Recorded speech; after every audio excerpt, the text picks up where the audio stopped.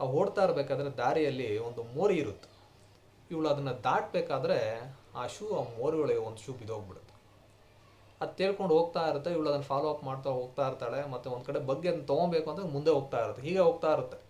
ಅವಳು ಆ ಕಡೆಯಿಂದ ಈ ಕಡೆ, ಈ ಕಡೆಯಿಂದ ಆ ಕಡೆ ಜಂಪ್ ಮಾಡಿ ಅದು ಹಿಡಿಯೋಕ್ಕೆ ಪ್ರಯತ್ನ ಪಡ್ತಾಳೆ, ಸಿಗೋದಿಲ್ಲ. ಕೊನೆಗೆ ಅದು ಹೋಗಿ ಆ ಮೋರಿ ಮೇಲೆ ಕಲ್ಲು ಹಾಕಿರ್ತಾರಲ್ಲ, ಅದ್ರ ಕೆಳಗಡೆ ಒಂದು ಕಸದಲ್ಲಿ ಅದು ಸಿಗಾಕೊಂಡ್ಬಿಡುತ್ತೆ.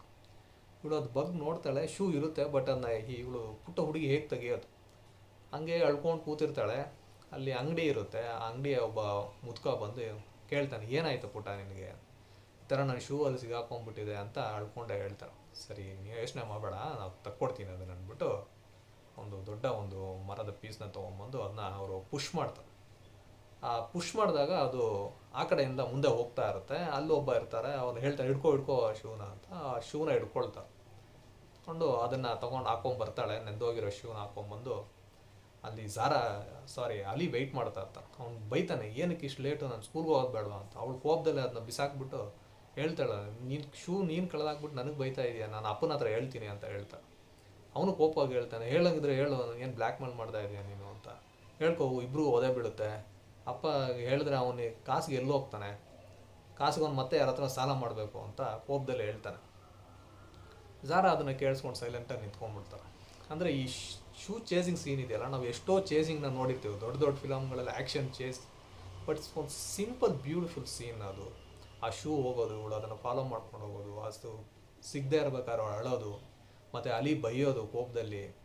ಆ ಪುಟ್ಟ ವಯಸ್ಸಲ್ಲಿ ಅವರಿಗೆ ತಮ್ಮ ಫ್ಯಾಮಿಲಿಯಲ್ಲಿ ಏನು ಸಮಸ್ಯೆ ಇದೆ, ಹಣಕಾಸಿನ ಸಮಸ್ಯೆ ಇದೆ, ಆ ಅಂಡರ್ಸ್ಟ್ಯಾಂಡಿಂಗ್, ಇದೆಲ್ಲ ಬ್ಯೂಟಿಫುಲ್ಲಾಗಿ ಆ ಸೀನಲ್ಲಿ ಮಜೀದಿ ಅವರು ಕ್ಯಾಪ್ಚರ್ ಮಾಡಿರ್ತಾರೆ. ಅದೇ ಥರ ಈ ಆ್ಯಕ್ಟಿಂಗ್ ಪರ್ಫಾರ್ಮೆನ್ಸ್, ಈ ಅಲಿ ಮತ್ತು ಝಾರಾ ಇರ್ಬೋದು, ಮತ್ತು ಬೇರೆ ಅವ್ರ ತಂದೆಯಾಗಿ ನಟಿಸಿರುವಂಥ ರೇಜಾ ನಾಜಿ ಅವರು ಮಜೀದ್ ಅವರ ಹಲವು ಚಿತ್ರಗಳಲ್ಲಿ ಅವರು ನಟಿಸಿದ್ದಾರೆ. ಅಲಿಯಾಗಿ ಆ್ಯಕ್ಟ್ ಮಾಡಿರುವಂಥ ಅಮೀರ್ ಫಾರೂಕ್ ಹಾಶ್ಮಿ ಅಂತ ಆ ಹುಡುಗನ ಹೆಸರು. ಬಹಾರೆ ಸಿದ್ದಿಕಿ ಅನ್ನೋದು ಝಾರಾ ಆಗಿ ಆ್ಯಕ್ಟ್ ಮಾಡಿರುವಂಥ ಆ ಪುಟ್ಟ ಹುಡುಗಿಯ ಹೆಸರು.